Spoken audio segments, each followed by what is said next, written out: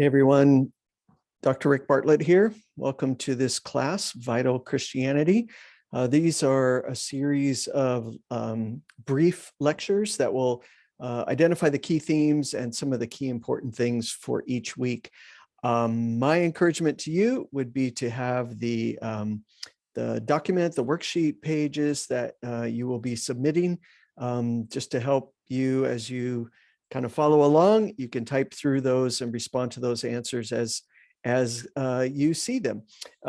Also, in the course in Canvas, there are PDF files of these exact same slides, so you're able to follow along with them as well. And so let's get started.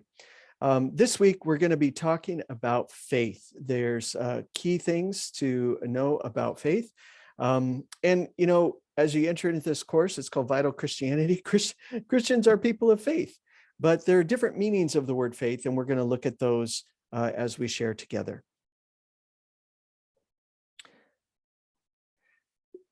The first story that you're going to be reading is called The Invisible Gardener. And essentially, it's this idea that there's this garden and two people come upon it. One is a believer and thinks, well, there must be a gardener. The other person is a skeptic who says, no, I don't think so. And so as they go back and forth, you'll be able to understand a little bit more about the difference between faith and belief. The next one is called The Lunatic, and it's about a man who believes that these people are out to get him. Dons would be like a professor at a university in the UK or other parts of Europe. And so even though people have convinced him and brought friendly people, he doesn't believe it. And so you'll be introduced to this idea of blick, which is a belief that's beyond reason. Like it can't be challenged. It's just like, nope, that's the way it is. You'll also be reading a short story called The Partisan, and it's essentially the story of these two men, or two people, actually, it doesn't say men, two people who meet at night and in the middle of a war, and one convinces the other that they are the leader of the resistance. And then later, when given proof that they're actually helping the enemy, the person is dumbfounded, can't believe it because of their experience with that person. So what are these things? How do they kind of come together? In the first story, the key thing to understand is that this is a symbol or a sign of evidentialism. You know, if you believe that only things that can be proven are worthy of faith, faith would become a bad thing. And so if there is no gardener, we can't prove there's a gardener, then we're not going to believe. The next one is fideism, which are that, you know, there's some things that are beyond reason and we really can't argue about that. And so that would be the idea of blick. And then the third one talks about critical rationalism. Every belief must be grounded in some sort of experience or evidence.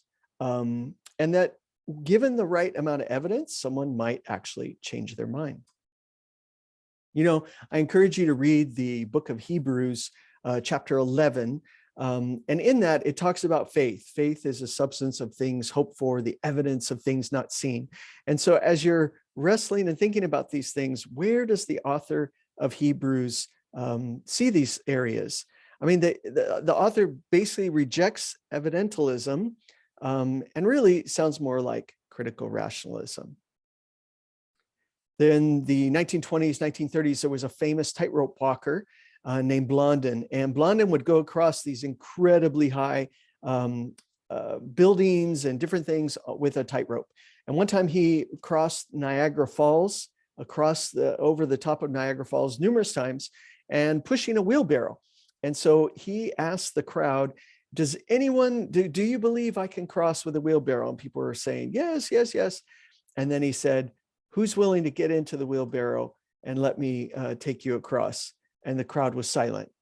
And so when we talk about faith, it's important to recognize that faith and belief, those two words together, mean trust and action. And all of us, you and I both, we act on the beliefs that we have.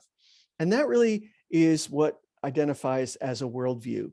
It's how we look at the world, the experiences that we have, and the ways that we we live our life based on those beliefs and experiences. So even if you haven't considered it yet, you do have a worldview, and it does influence the way that you live your life.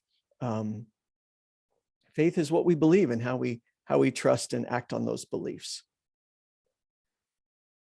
Just finally, critical rationalism seems to be, in our opinion, the best way of thinking about faith. And that is that everything needs to be based on some kind of evidence. So as Christians, we don't throw out rationalism or thinking, and we also don't throw out belief and faith.